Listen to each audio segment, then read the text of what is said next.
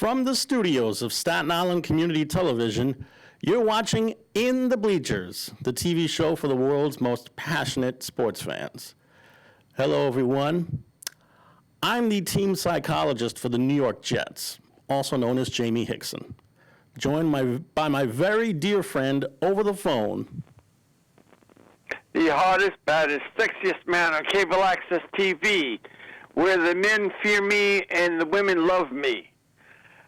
Hector Bosa. Now, Jamie, you say you are the psychologist of the New York Jets. Yeah. Right? Mm-hmm. Please, what do the Jets and James Dolan have in common?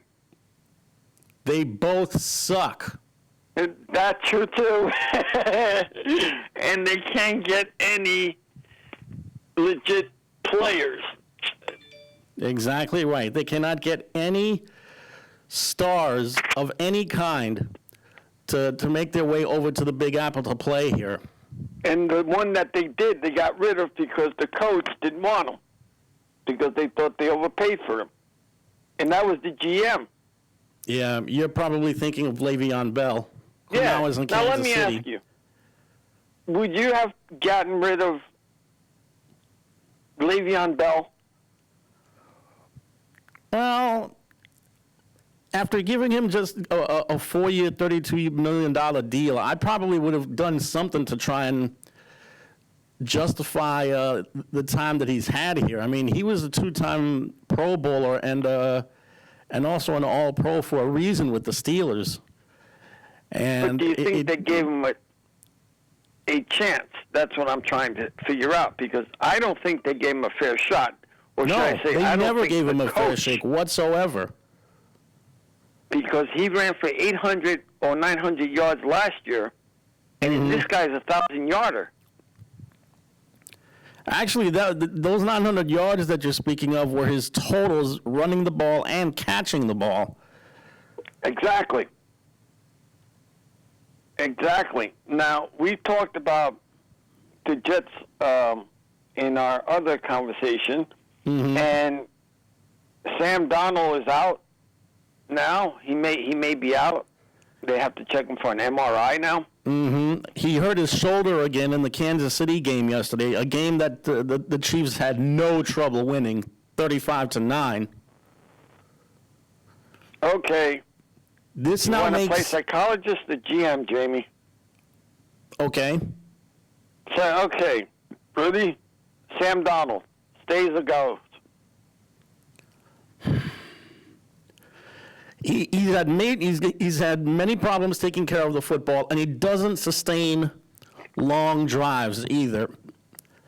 I hate to say this, but after spending a high draft pick on him, thinking that he was going to be the quarterback of the future, it's looking more and more like he might be on his way out. Or here's another one. If you get another quarterback, you can use him as a secondary, because, like you said last week, nobody wants this dude. Yeah, this is true. Right? Am I right or wrong? No, you're right. Now, I've been telling you, and I've been saying this for the longest time, that the Jets were going to have to get another quarterback. And who was the one that wanted this quarterback too? Was it the coach? It was, I think it might have been Adam Gase after all. Or am I confusing him with the Giants quarterback too? Because the Giants quarterback, the coach wanted him so badly. Yeah, I'm confusing him. Yeah, the Giants quarterback, the coach wanted him so badly that Eli Manning was ready to retire. Now, do you think Eli Manning would come back out of retirement? No. That ship has sailed, my friend. He's enjoying his retirement. You really think so? I think so, Wow. yeah. Now, let me ask you, now, on the Jets, you're starting to rebuild. You're going to have to get rid of that coach. See, that's the problem. The Jets have been doing so much rebuilding for almost 10 years now that it's become, it's exposing them for a real lack of intelligence football-wise. Yeah, that's true. They've lacked the intelligence. They have lacked the intelligence because every time, it's like with the New York Knicks with the coaching staff. If you notice, they always bring in a new coach, and they don't last more than 2 years. So the only guy that's lasted a respectable amount of time is Mike D'Antoni, and he lasted 3.5 years. Exactly. And he wasn't the greatest coach either. Nope. That's what I'm. I think he's a good offensive coach, but defensively, he's been around a long time, and not once has he been able to put together a sustainable defense for any of the teams that he's coached. Now, what is it about, again, the same, because if you notice that they always compare the Yankees to the Giants and the Jets to the Nets, right? Yeah. That's always been the comparison. Now, if you notice, the Jets, for some strange reason, when was the last time they actually had a good coach and good management? The Jets, you mean? Yes. Bill Parcells. But he only lasted 3 years. Right. And he was the GM too, or somebody else was? Yeah, the GM? he made all the personnel decisions as well, but he only lasted 3 years. Now, if they get rid, do you think they'll get rid of Gacy? Will they get rid of Adam Gase? Well, Yeah. They made it clear that he's going to be their guy for the second half of the year, but notice they did not commit to him for next year. So Okay. could it mean that maybe he's on his way out of town? Who knows? I'll tell If you they what, don't though, get there's rid of one guy him- that the Jets really should look at to be the next head coach, and the Jets wound up taking on his team this past weekend. It's Eric Bieniemy, who's the offensive coordinator. Now, that's something that I've always noticed, that when the Jets always hire a coach, they say, oh, this is the best coach for this team because he's going to rebuild our kids, and he knows how to talk to people. He knows how to talk to them. Mm-hmm. And every coach that they've hired so far doesn't do that. Yeah, Either well, they be pick that the wrong as it may, personnel. Eric Bieniemy may be one guy that the Jets would have to do their due diligence with and try and score an interview, because what he's done with those Kansas City Chiefs has made them not only the most exciting team to watch in this league, but it's made him an extremely attractive head coaching candidate. The Do you Jets think, have to interview what this other guy. coaches out there that are high What's in that? in the polls that the Jets have a shot at getting? Because every time there's always one of those high-profile coaches, the Jets never get them. Mm-hmm. That I know of. Are you asking who else is out there? Yes. Who else is out there that's a high-profile coach that say, you know what, this guy, as soon as you get in there, he can turn it around? Probably Jim Schwartz of the Eagles. He's their offensive coordinator. At one time, he was head coach of the Lions. I think that he's probably carved out enough of a resume with the Eagles where he could probably get a second chance somehow.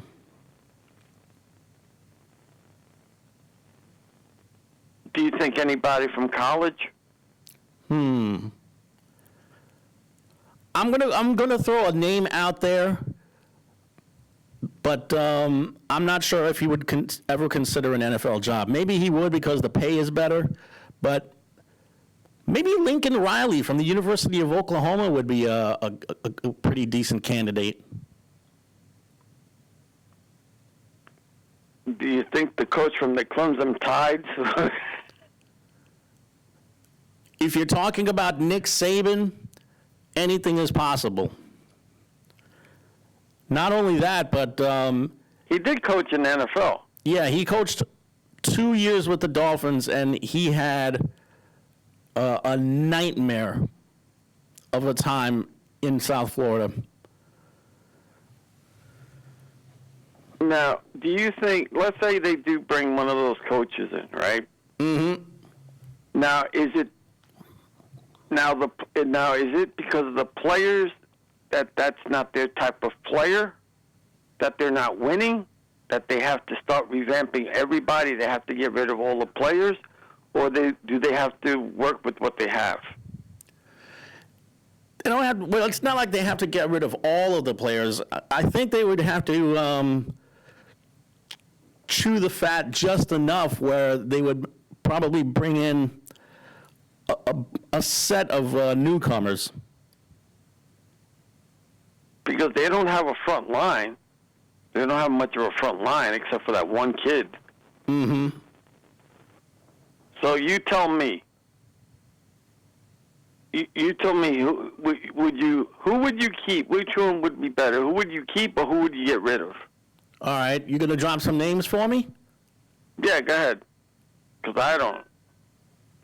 Well, tell you what, there's been a lot of talk about Quinnen Williams being on the trading block. I would keep that young man because even though he's not great, he's a good enough prospect where he could probably help the Jets down the road. Quinnen Williams is one of their defensive linemen, in case you're wondering. But I would probably keep Quinnen Williams for one. As far as who to get rid of, well, I think that the guy from the University of Miami, Frank Gore, I think he's probably way past his prime right now. I mean, he's had a wonderful career, and he's destined for the Hall of Fame, but it's probably time for Gore to ride off into the sunset. Now, the kid that they drafted over the spring. Jacob Zingo? What's that? Jacob Zingo? I'm actually thinking of LaMichael Perrine. Would you keep him? Yeah, I would definitely keep him. I think the kid's got some potential. How about Wilson? This kid named Wilson. He's a quarterback. Oh, I know who you're talking about. I would probably keep him around to have him as a safety net in the event that something happens with their main guy, whether it's Sam Darnold or whether it's Joe Flacco or whether it's somebody else. A kid named Williams, last name Williams, he's a defensive tight end. Plays the tight end. My guess is they would probably have to keep him. They need a tight end to give them some stability and also some bulk, and also to try and stabilize that offensive line. So I would keep him.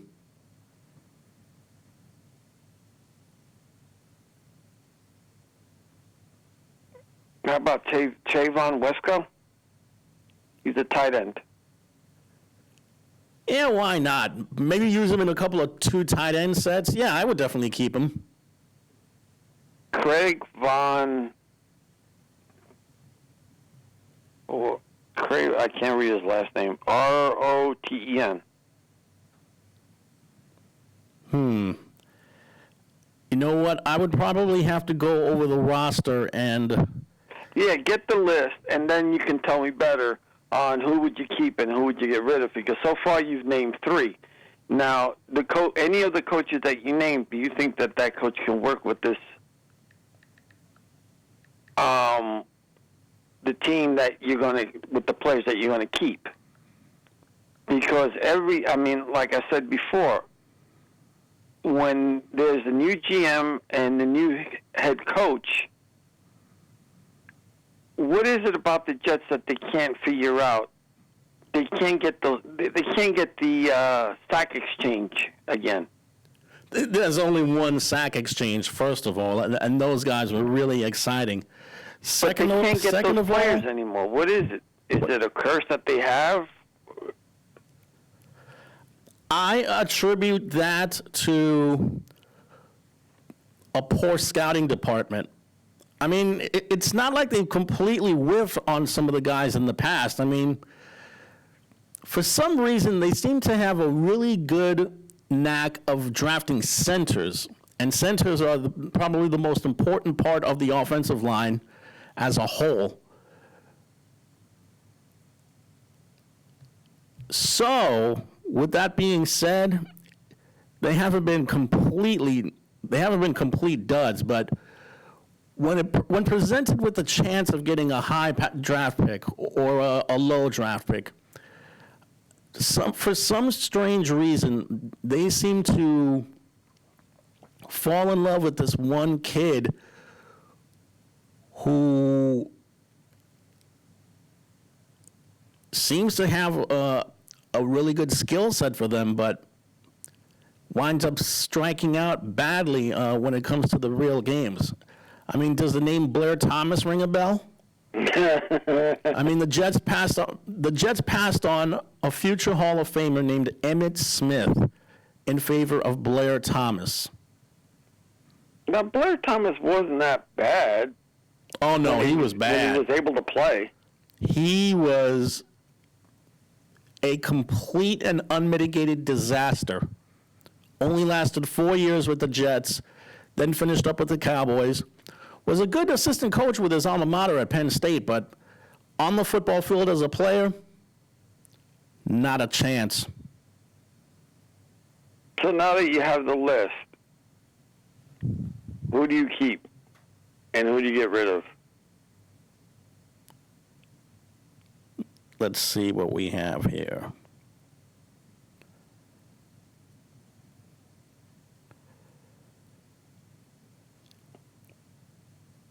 And the Giants the same way, because they're not far off in that department. But it just seems that the Giants seem to have more stability, even though they're not winning either. Let's see. I would definitely keep Bless Austin, who's a cornerback, Terrell Basham, who's a linebacker, Mekhi Becton, who's the #1 draft pick, a guy who's probably has the body of King Kong. I mean, he is gargantuan. Braxton Berrios is a wide receiver. I would definitely keep him. Sergio Castillo, who's their place kicker. He's been their only source of scoring this entire year. So naturally, I would want to say keep him.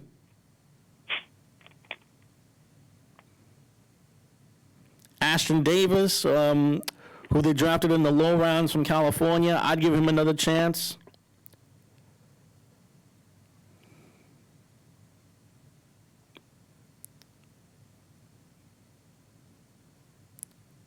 Ryan Griffin, who's a tight end. Chris Herndon, another tight end.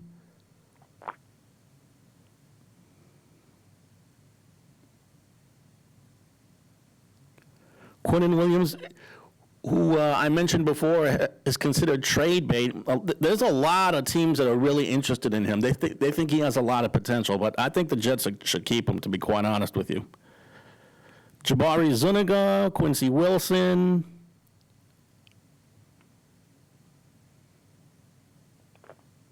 Brian Poole.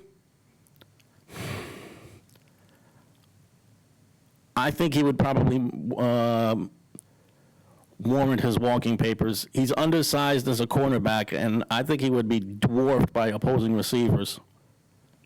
Maybe he could play a different position. Maybe put him on in special teams. Brashad Perryman, who's one of their wide receivers. I would give him a chance.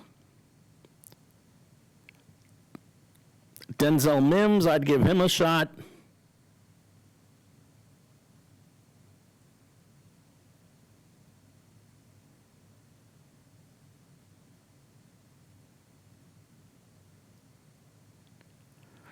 So that's pretty much how I feel about the guys on the Jets. So that means you would keep about, what, how many would that, about 10 guys?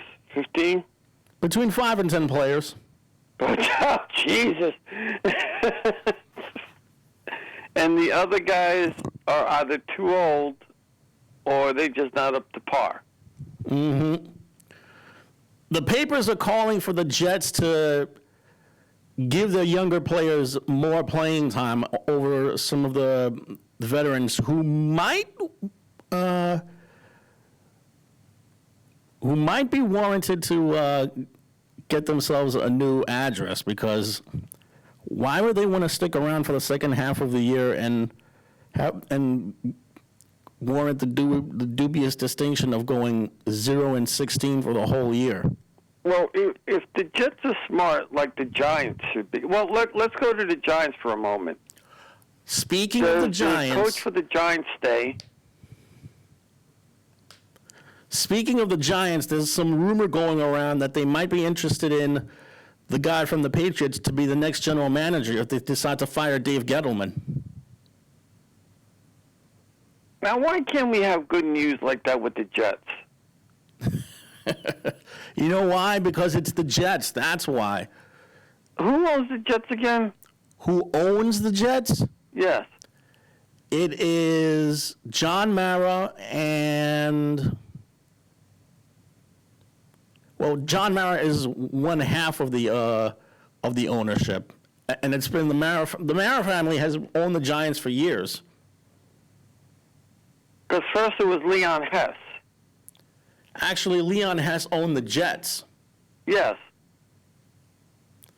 The guy that runs who owns the Jets the guy now? that runs the Jets right now, it was Woody Johnson, but then he wound up taking an ambassadorship to the UK.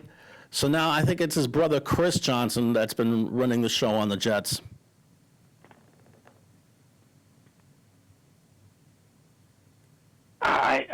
So let me ask. So the Giants. Mm-hmm. So if the Giants GM goes, they already have someone in place. Yeah, supposedly the Giants want to get the guy who's been in the front office on the Patriots. I'm trying to find, if I'm not mistaken, I think there's one of these articles that you sent me that might be talking about this. Would you get rid of their quarterback? Would you get rid of Daniel Jones, you mean? Yes. It depends Or would on you get another what quarterback happens and then figure out the rest of the season. No, I'm not saying now. I'm saying at the end of the season, would you get another quarterback and let them fight it out? And then have him, let's say he doesn't win the quarterback, have him as your backup. Well, maybe the kid from Ohio State would be a pretty decent find.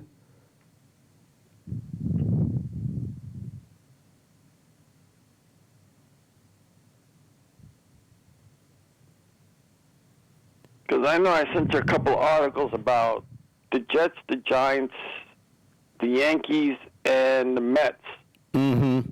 and the Knicks. Yeah. Those are some great articles about the Knicks, weren't they? Oh, you can say that again. So let's talk about this John Wall to the Knicks trade rumor that this reporter seems to want to make up, and just for the sake of getting a story. First off, I know that taking back a bad contract is kind of part of protocol when it comes to making a deal, but John Wall The guy is damaged goods. He's been damaged goods for 3 years now. I'd avoid him like the plague. But then who do you get in return besides John Wall? You mean who do I get in return? Because Instead of John Wall, I wouldn't make that deal. I wouldn't touch him with a 10-foot pole. 2 other guys that showed promise. They'll eat John Wall's contract, but the 2 other guys are supposed to be good enough. If the Knicks are really looking for a point guard that badly, they might as well get down on their knees and pray for a Chris Paul deal. Because other than that, I don't know what else to tell you. Or better yet, maybe they could pray on their knees and that they trade up and try and get Lonzo Ball. Well, like I said, in some of those articles, like I said, the only thing that the Knicks got for them, the only advantage that they have for them is that they have expiring contracts. They also have their salary cap, so they can take two players and 2 max players. So, and they also have the draft picks. So between the expiring contracts, the draft picks, if there's a team out there that's willing to, and then let's say they want to get rid of Kevin Knox, as they've been saying, and Frank Nikita.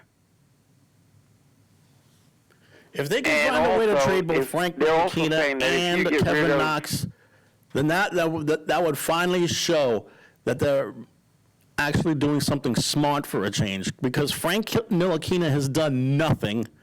Kevin Knox has been close to bust material for 2 years now.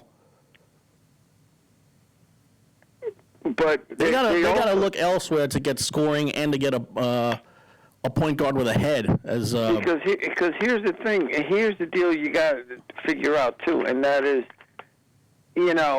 they're also talking about, well, if you trade R.J. Barrett, or if you trade Robinson, right? Who do you get in return? You got to get either a high draft pick or some valuable players that are just as good or better than them. Mm-hmm. Because you know that those 2 players are the cornerstone of the New York Knicks. That they're going to be stars. If they don't get hurt, they're going to be stars. Well, if you want to get a really good scorer, why not try and explore a trade for the guy that NBAanalysis.net was talking about? Why not make a deal for Buddy Hield? I mean, to be quite honest with you, he has been a big splash misused and miscast by Sacramento to the point where he's basically barely getting any playing time now. But how good is he? How good is he? This kid can shoot. 40% from three-point range, almost 50% from the field, a good slasher, a good creator. This kid is very, very underrated. How is he defensively? Defensively, he's not as great as people perceive him to be, but he won't kill his team with a defensive lapse every now and then.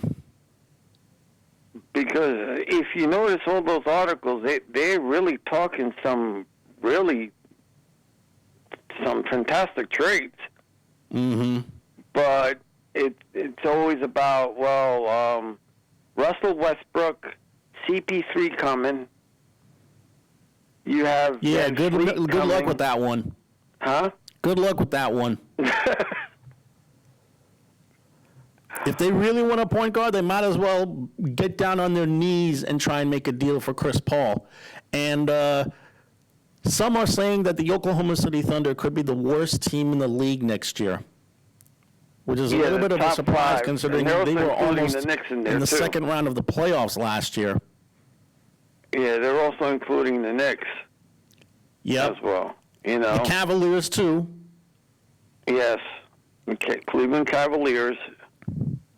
And I'm telling you, because of the pandemic, they don't know how the salary cap's going to be. Mm-hmm. So the Knicks are in good place, money-wise, salary cap-wise, and draft picks. Now, I'm waiting to see what's going to happen and who they're going to pick. Because I sent you, again, a couple of articles about who they've had about 4 people that the Nets and Knicks were trying to get. The Knicks and Nets are trying to get if he falls. He's not a high draft choice, but he's not that low either. He's between 17, according to some statistics. But, you know, nobody knows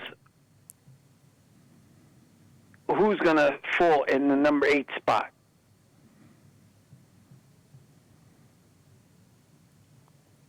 Well, right now, the one name that's being mentioned is LaMelo Ball. Oh, he's not going to be in the number 8 spot. Tyrese Halliburton is one. You know, if they want a point guard so bad, why don't they just trade down and get R.J. Hampton, the kid that played in New Zealand last year after high school? Well, they would have to get another draft pick. Well, you know, it all. Or use the number 8 pick to trade down. Well, they're not going to trade right now. They're going to probably trade later on. Maybe. That, you know, it all depends because right now, let's say LaMelo goes to the Warriors. The Warriors may want to trade him that day. Now, that's a juicy rumor that I've been hearing. LaMelo Ball to the Golden State Warriors. Or if you saw the pictures of their new uniforms, the Oakland Warriors. Even because though they LaMelo wants reside to in come San to New Francisco York. now. That's the thing. Can you imagine LaMelo Ball and Steph Curry in the same backcourt? Yeah, I could see it. I could see it. All I can say is look out. You know, a guard that's 6'9", and you got Steph Curry who could actually shoot the dang ball out if he doesn't get hurt. But they got to start rebuilding a little bit because the 3 players or the players that they have now, unless they're willing to win now, they're going to have to restart rebuilding. Mm-hmm. You know, rebuild, you know, the majority of them young and then still keep older players so that they have a chance of winning. True. But some of these moves that the NBA has done lately, for instance, the Brooklyn Nets, hiring Mike D'Antoni and Amari Stoudemire. To be assistant coaches. And what's the other, Sam Cassell? Is Sam Cassell one of the coaches? Actually, Sam Cassell went to Philadelphia. Right. So, and he's with Doc Rivers. But I'll tell you what, though, that is an all-star bench that you've got right there of coaches. Steve Nash, Mike D'Antoni, Amari Stoudemire. And the funny thing is, in Italian, I was reading that his name means mustache, or his nickname was Mustache. That's right. His nickname when he played ball in Italy was the Mustache, because of his mustache. But now let me ask you, how good was he as a coach? He's a good running gun coach. He's anything. not great. He's He's a good offensive coach and teacher of the pick and roll and of many offensive sets. But defensively, he has no clue. And don't be too surprised if they need a forward. Amari Stoudemire comes out of retirement. Imagine. The player coach. Tell you what, though, the Nets have been mentioned as far as whatever big trades that they might have coming up. Let's see over here. There was this one deal. I've been hearing they were trying to get Bradley Beal. That's who the article mentioned. Bradley Beal. Well, wait a minute.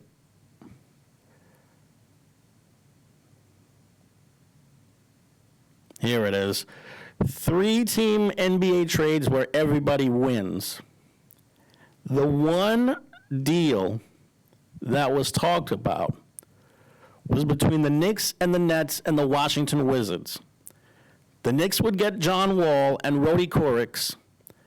The Nets would get Bradley Beal and Taj Gibson. And the Wizards would get Karis LeVert, Jarrett Allen, Taurean Prince, Kevin Knox, and a pair of first-round draft picks. Okay, in your opinion, who wins out of that deal? Brooklyn does. Brooklyn. Yes. Because, for one, you team Bradley Beal with Kevin Durant and the point guard that they have, all bets are off. They would be a matchup problem for a whole bunch of teams when they get on the court. Now, how about the Knicks? The Knicks would get the point guard that they've always wanted. They just have to pray that he remains healthy. And they would also get Rhodey Corrix, a kid who isn't as good as Karis LeVert, but can really shoot the ball well with some of the best of them. Now, how about Washington? Washington would get a whole bunch of young players and draft capital. Washington would actually get the center that they've always wanted in Jarrett Allen. They would also get the creator that they've always wanted in Karis LeVert. And they would get some much-needed draft capital. And they would get Kevin Knox. And they'd get Kevin Knox, who, at this point in his young career, has got a long, long way to go to try and polish his game. Now, don't get me wrong, he's not a bust yet, but he has no polish to his game. Well, do you think it's because of the coaches, because of all the different coaches that he's played for? It might have a little bit to do with it, but I just think that his game coming out of Kentucky does not translate well to the NBA game. Or maybe they don't have the right guard that can feed him the ball. Because, you have to have the right guard that can do the right things for certain players. Mm-hmm. So maybe he's not in the system for that particular, because the Knicks have no system at this point in time because they've had different coaches. Yeah, this is true. Speaking of the like Nets, I said, every 2 or 3 years they're always firing a coach. So, speaking of the Nets, though, did you see their the new hardwood floor that they're going to have at Barclays Center? Oh, and their new uniforms, which are also their old uniforms. I didn't get a chance to see it. Well, all you got to do is Google Brooklyn Nets uniforms, Right. and it's actually a blast from the past. It's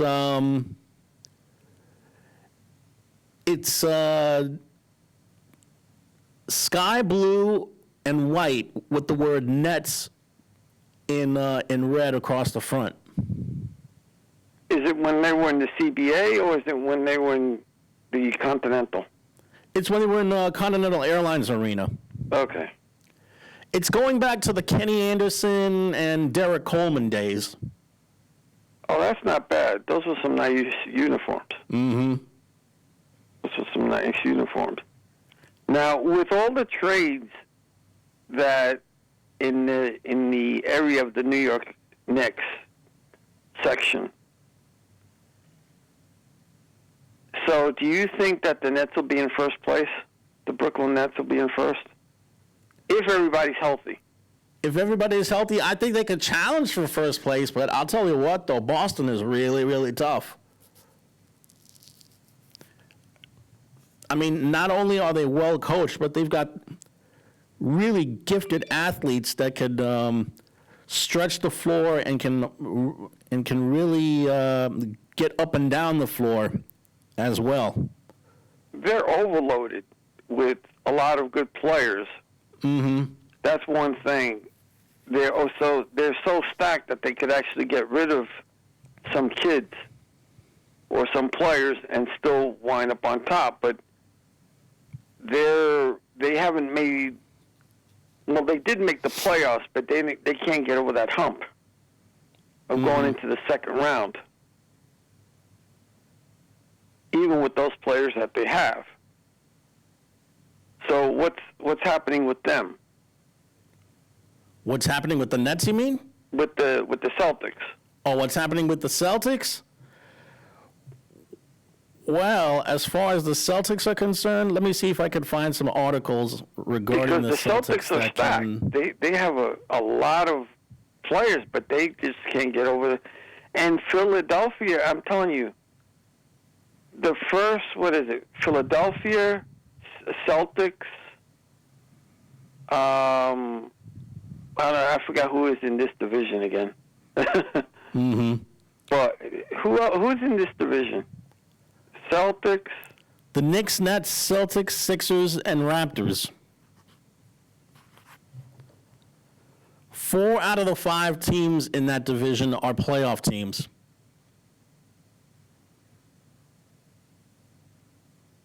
Yeah. As far as the Celtics are concerned, now with Doc Rivers going to Philly, who do you think? Do you think he'll push him over the hurdle? And do you think that they'll make any trades to improve? Speaking of trades, for some reason I've been hearing about possibly trading Joel Embiid, which I think is a ridiculous idea because he's the one intimidator that they have on the front line. At the same time, there's been talk that both Ben Simmons and Joel Embiid on the same starting lineup do not work well together. I don't see that as being particularly true because I saw them live at Barclays against the Nets, and those two worked about as well together as I've ever seen two big men. But you know what I heard playing from? a game. Now maybe I'm saying it about the wrong person, but Ben Simmons, isn't he the one that's scared to hit the outside shot in the playoffs? He's afraid to hit the outside shot for some reason, or he can't hit the outside shot. Which is? I'm sorry, you're going to have to repeat that again. Is Ben Simmons the player that has trouble hitting the outside shot because he has the inside game? Ben Simmons has no jumper whatsoever. So he has to go on a team that already has outside shooters, and he can be the inside player. Exactly. So I wonder who you'd get for him, and where would he go?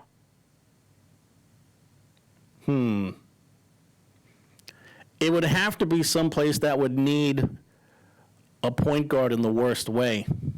The Knicks. naturally. But the thing is, what would the Knicks offer that the Sixers could say they would be able to make a deal? Frank Nikita, Kevin Knox, and a couple of draft picks. If they're looking for someone in the draft pick category, and they're also trying to dump salary, the Knicks are the best. The Knicks are one of the best teams to go to, or to go after, because they do have the salary cap and so on. So if you're looking for draft picks and, those yearly contracts or those expiring contracts, and you're trying to get under the salary cap, the Knicks are the perfect team to go to. It all depends what you want from them, like you said.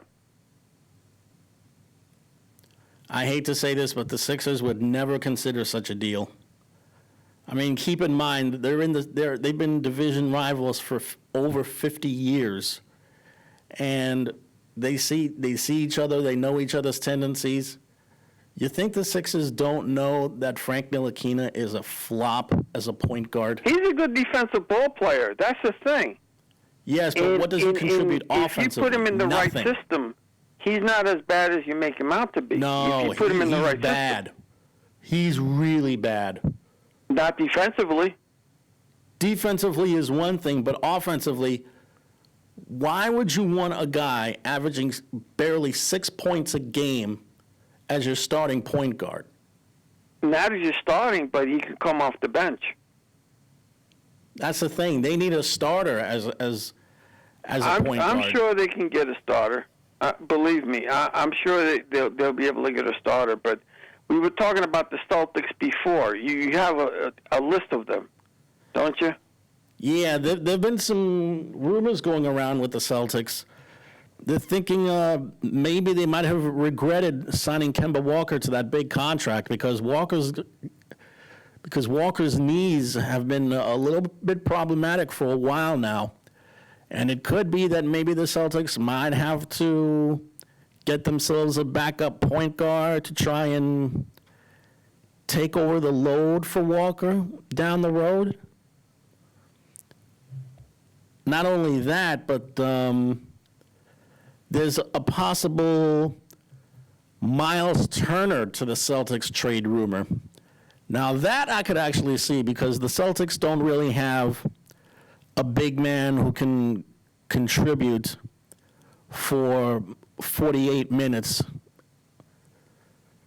game after game. Especially when they got rid of Al Horford, too. That's right. But they also had, they're, if you look at their lineup, they're pretty stacked, though, aren't they? Yes, they are.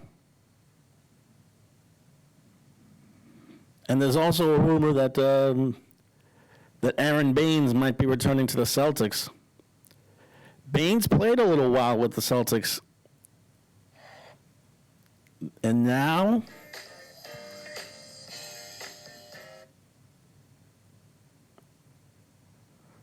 Baines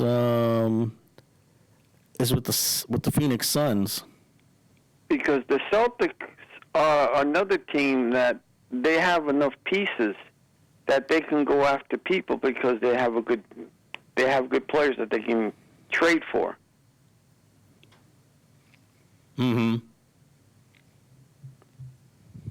And the man that I'm worried about is my boy Taco. Look, I know you've got this fascination with him, but Taco Fall is not starting material. No, but he can come off the bench. He has been coming off the bench, but that's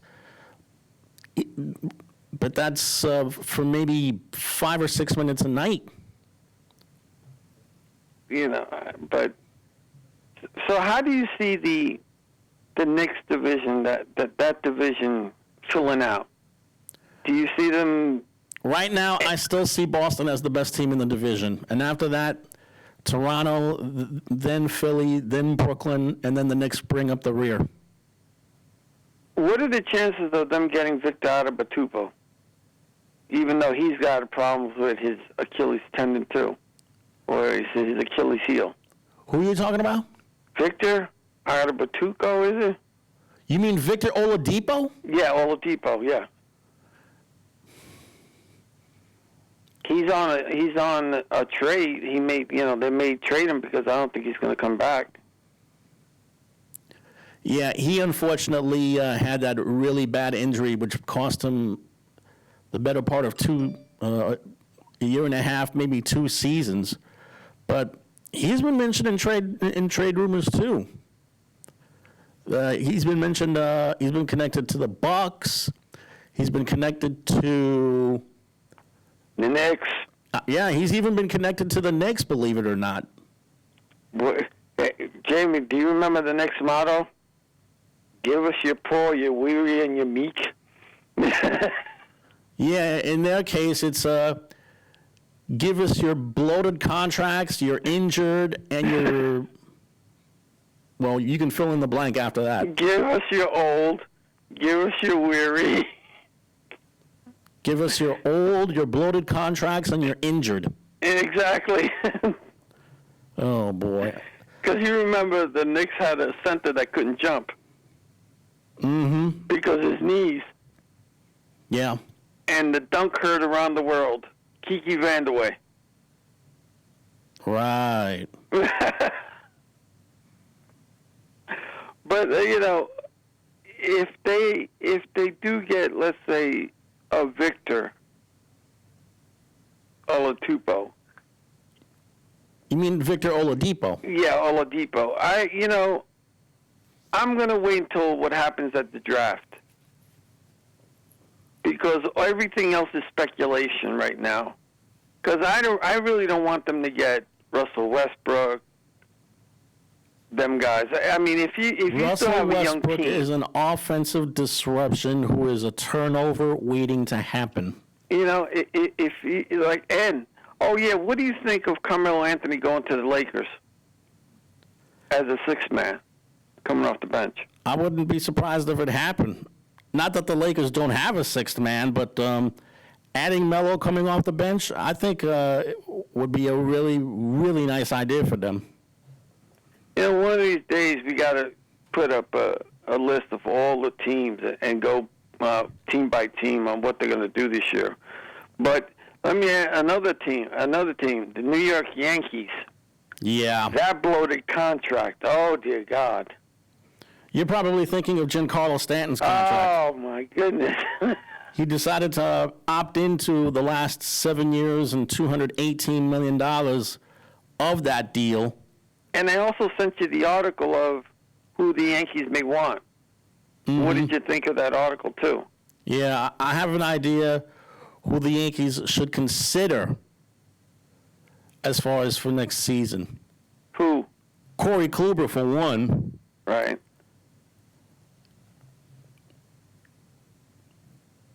Let's see here. Because I think the Mets and Yankees, the Mets should go after that shortstop, too. Just to be fair, because I really want both of the New York teams to really do well. Right.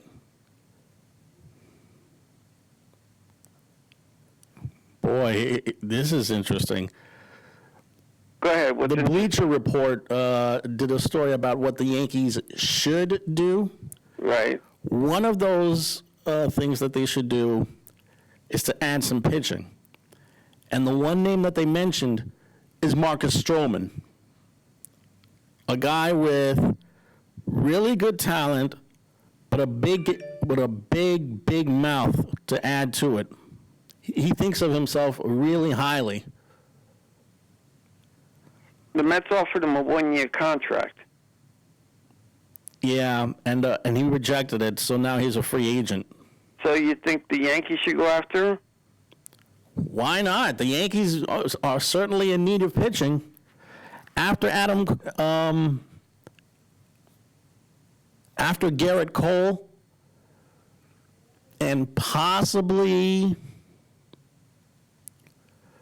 the two guys that were out all of last year, Domingo Germán and also Luis Severino, plus Jordan Montgomery, I think. Well, read what the article says. What does the article say?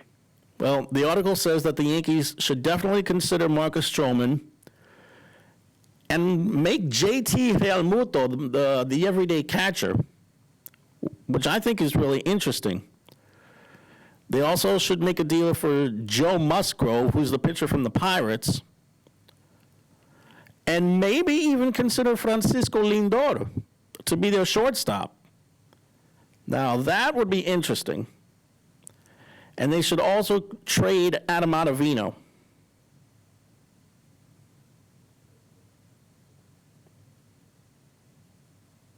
Now, what do you think? Well, I have no problem with them getting starting pitching. And Marcus Stroman's a good pitcher. But he's been a little up and down for most of his career. Do you sign Masahiro? Do I re-sign Masahiro Tanaka? Why not?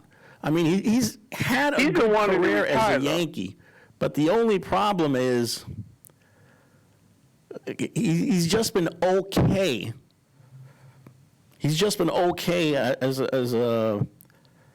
a starter. You look at his numbers. The most he's won in one season is, I think, 16 games, 14 to 16 games one season. No. And he's also been pitched reasonably well in the playoffs. Both teams need infield and pitching. Yeah, they do. You know, and they also need bullpen help. Mm-hmm. So whatever happens with the Yankees and the Mets, it's going to be an interesting free agency. Yeah. Especially what they have in the minor league system, too. This is true. You know? Mm-hmm. So, tomorrow is voting day.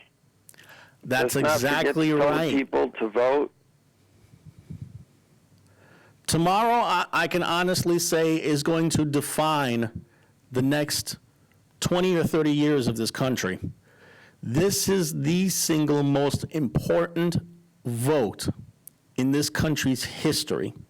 Not only for the presidency, but for the Senate, and the lower, like the court systems. Mm-hmm. You know, even the lower type of places that there's to vote for, just vote. And whether Republican or Democrat, at least get the vote out there, and hopefully there won't be any more gerrymandering that's going out in the country. And there's a lot of things going on with voting that's voter suppression out there.